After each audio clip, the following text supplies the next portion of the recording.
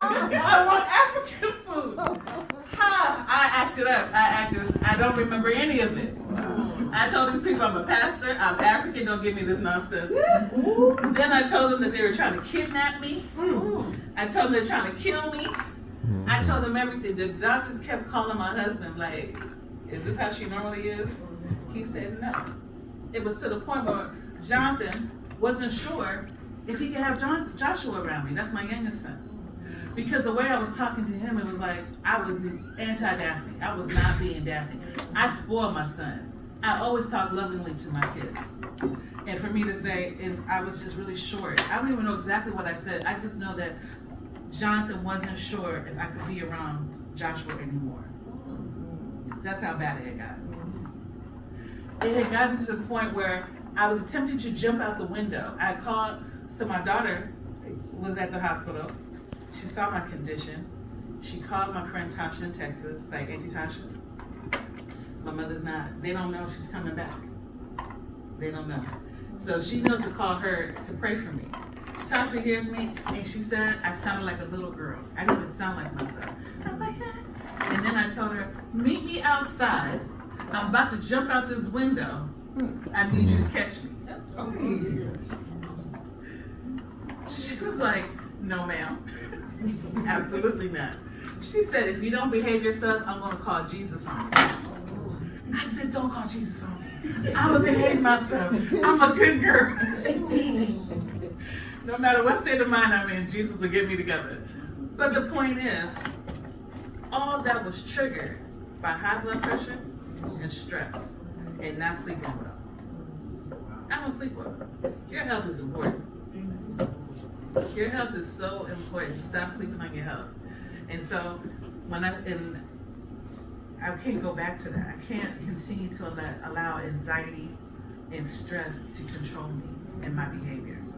I can't allow it to be an obstacle for me moving forward. So anytime I feel the anxiety building up, I said I can't go back to October. I said I can't go back to October 14th. That day will never come back in Jesus' name. I can't do that. I cannot. And so then I get myself together. It calms me down. I'm still anxious, unfortunately, but it's not escalating as much as it possibly could. And so with that, I guess I am talking. With that, I created a book called Calm Down, Let's Think This Through. It's a journal. One moment. And that journal, I thought about, I wrote this in the beginning of it. It says,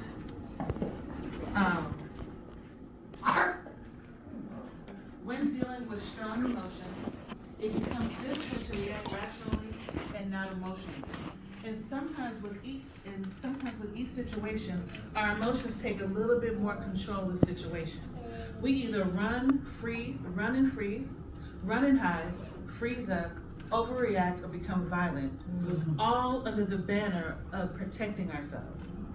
The result of these behaviors can sometimes lead to alienating ourselves from those who want to support you.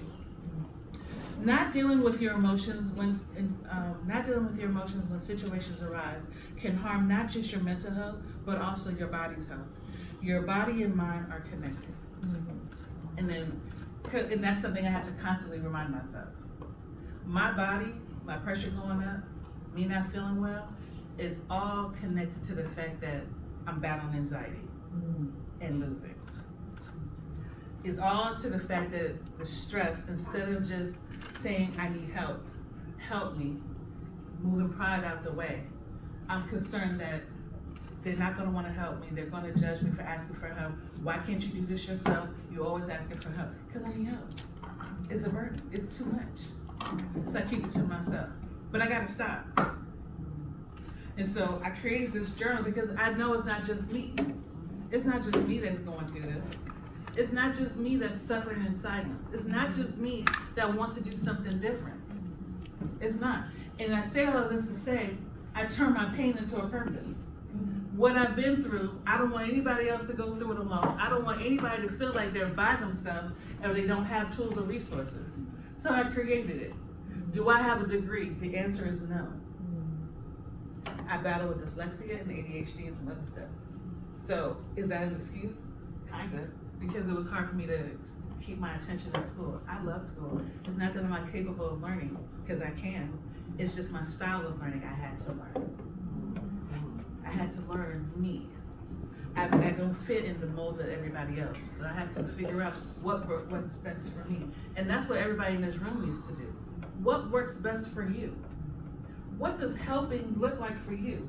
What does business look like for you?